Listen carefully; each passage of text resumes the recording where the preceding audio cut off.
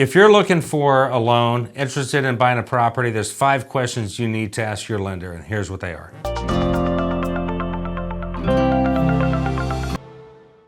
Hey guys, Rich Farmer here, KRC Realty Property Management. It's another Mortgage Mondays. I'm here today because I want to answer some questions that I've had about the topic of what you look for in a lender. What are some of the questions you want to ask your lender? And some of the questions, as I've been doing mortgages for 25 years, there's a big difference between your interest rate and your APR. A lot of times people come to the table and they're signing the loan docs and they got an interest rate of 3 5/8, 3.625%. And all of a sudden they're looking at their note, their APR is 4 1/8, 4.125%, and they're going like, whoa, whoa, whoa, whoa. Where'd the extra quarter point come from? Well, the quarter point comes from the total cost of your loan wrapped up into your payment. So your payment is based on 4.1, even though your interest rate is 3 5/8, because if you decided you wanted to finance all your closing costs, that drives your APR up, annual percentage rate. So don't be shocked by that. If you want to come out of pocket and you want to write a check and your lender says, hey, it's going to be $8,300 to pay all your escrow and title fees and all that other good stuff, do it. And your note rate and your APR will be exactly the same. But if you get to the closing table and you're looking at your documents and it says APR is higher than your note rate, I've heard more times than not, I thought I was only paying 3 5/8, not 4 1/8. And we're like, well, yeah, but you financed all your closing costs, so that drives your rate up. So that's what APR is as opposed to the note rate. So that's one thing you want to be aware of. When it comes to locking, a lot of loan officers won't talk to you about locking your loan, but the way the banks work is you can do a 10-day lock, 15-day lock, 20-day lock, 30-day lock. The further out that you lock your loan, the higher the rate. So a lot of loan officers are trying to do a 10 or 15-day lock because they get a little bit more rebate on the back end, and that kind of helps them out, but it puts you at more risk. So you always want to ask your loan officer, hey, when are we going to lock this rate in? You want to know when that rate's going to be locked in, because if he's quoting you, the last thing you want to hear is 15 days before you're supposed to close, hey, the rates just went up 1/8 of a point. Well, the only reason the rates went up was because he didn't lock your loan. So you want to be aware of that. You want to make sure you have a good loan officer that's actually working for you guys. So the next thing you might want to do is you might want to ask your lender, what's my cost? Why is escrow so much? Why is title so much?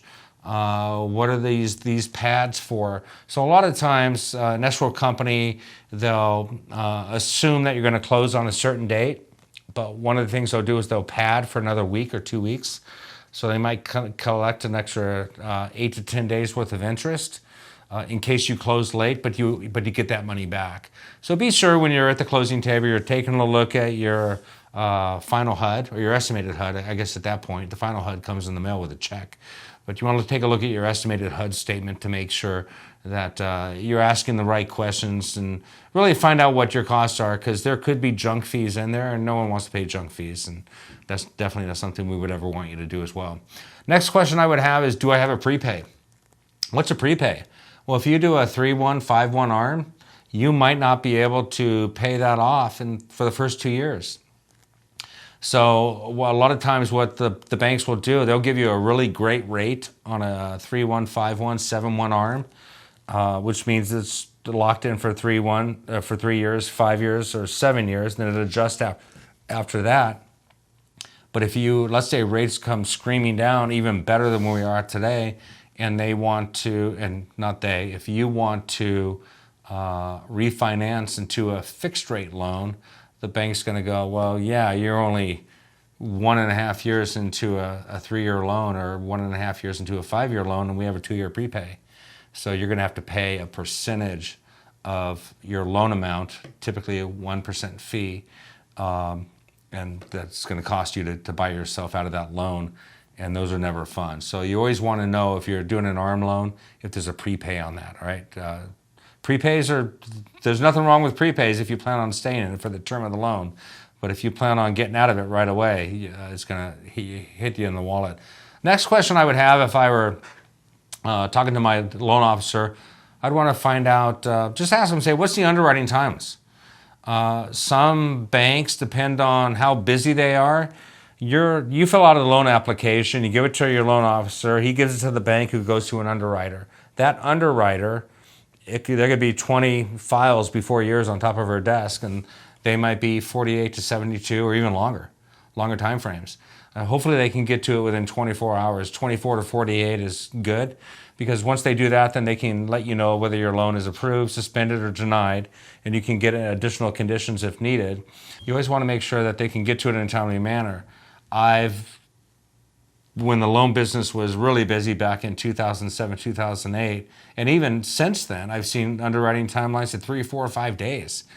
And you always want to make sure that your underwriting times meet the time frame that you're in escrow for. So if your agent says, hey, you want to do a 30 or 45-day escrow, if you do a 30-day escrow, your underwriting times might come into play, right? If the bank can't even look at it for 5 days, well, they're not working on the weekends. You just lost literally 25% of your timing on that. And as a realtor and as a buyer, you're going to have contingency removals. You have to sign off on all type of maintenance or loan appraisal, all this stuff, loan contingency. All this stuff has to be written off.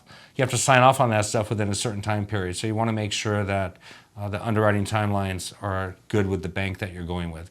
The next and last thing I'd probably want to ask my lender is my loan going to be sold in servicing? So what's loan servicing? If you go to Bank of America, you get a loan and you apply there and they give you expect your loan payment to come from Bank of America. Well, a lot of times, 95% of the time, so don't be shocked by this, 95% of the time, whoever does your loan, especially in the mortgage banking world, they sell your loan to a servicing company. They're in the business of procuring loans, and they put the loans together, they underwrite them, they package them up, they take a stack, and they send it off to a servicing company. So you might, a month, 2 months into your mortgage, you're going to go, oh, I have a whole new bank. I like the bank I was with, but they're just not a servicing company. So don't be shocked by that. So you might want to ask your lender if the bank that's doing the financing, if they service their own loans. Typically they don't. And again, most lenders are in the lending business, they're not in the servicing business, and there's banks that are set up specifically for servicing. So don't be shocked by that. But that is a question I would ask my lender. Is this bank, should I expect this bank to service my loan for the next 3, 5, 7, or even 30 years? Or should I expect it to go to somebody else? So those are questions I would probably ask my lender. If you have any questions for me regarding any of those items, please feel free to reach out. You can find me at krcrealty.com. And this is Rich Farmer with Mortgage Mondays.